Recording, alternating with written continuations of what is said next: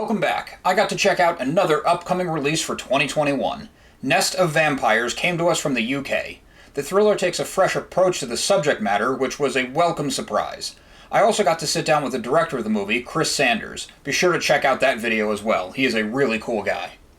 Nest of Vampires follows an MI5 agent who's hunting a human trafficking ring.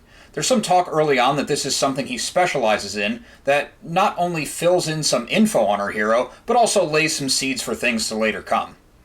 What's different about this case is that the cult of human traffickers murdered our hero's wife and kidnapped his daughter.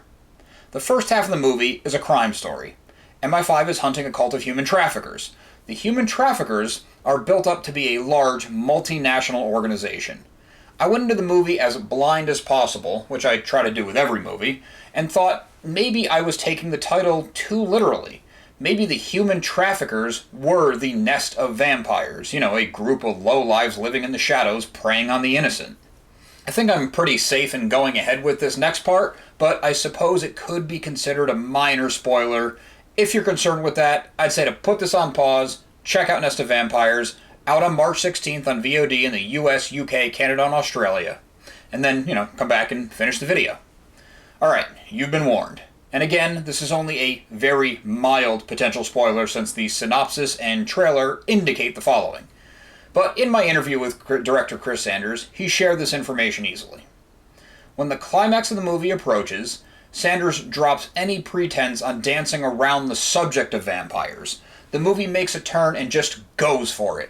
Sanders describes this as his dusk till dawn moment in our interview, which was a great pull. I don't see many indies from the UK. I feel like we really only get the biggest UK movies, and we sure like borrowing their stars for our own projects. But, we make them slap on American accents to get out there on the screen. Anyway, it was cool experiencing an indie movie from the UK, since it feels that much closer to, maybe the daily culture that we might not get over here. There are a lot of elements at play in this movie. Almost too many for the runtime at points. A lot of faces pass over the screen without leaving much of an impression. There are some more important characters that I recognized over the course of the movie, but I feel like some of the smaller bits and roles could have been consolidated to tighten things up. Chris Sanders is a solid director. He's got a love for horror and a drive to get things done. He was able to make this movie the way he wanted to make it. I talked about the reveal of vampires being literal already, and I don't want to wade deeper into spoiler territory, but there is more around this fact that was something I had not seen in a vampire movie before, which I loved. I always like it when someone like Sanders is still able to find a fresh take on something like the vampire genre, a genre that's older than film itself. I would have liked to see a little bit more choreography and brutality when justice is finally acted out on a group so heinous, even a fictionalized version makes my skin crawl. There are some cool gore effects, and they're all done practically, which I do appreciate. I just personally would have liked to have seen it turned up a little bit. I understand there are concessions on time and budget that make this sort of thing a lot more difficult. It just would have had those climactic moments hit home a little bit harder. Nest of Vampires, which is an awesome title by the way, isn't really a horror movie. It's more of a cop movie with horror elements, or a thriller with the supernatural mixed in to spice things up. The way that the vampire element fits into the story is something that's cool to explore and opens up a whole new path for vampire stories. Sanders chose a very traditional sounding score for this movie. He was telling a modern story and a new take on vampires, but the score rings of more classic vampire tales, and that was not done by accident. Nest of Vampires comes out March 16th on VOD in the US, UK, Canada, and Australia. Thanks for watching. Be sure to subscribe to our channel for more new movie coverage and interviews. You aren't going to want to miss out.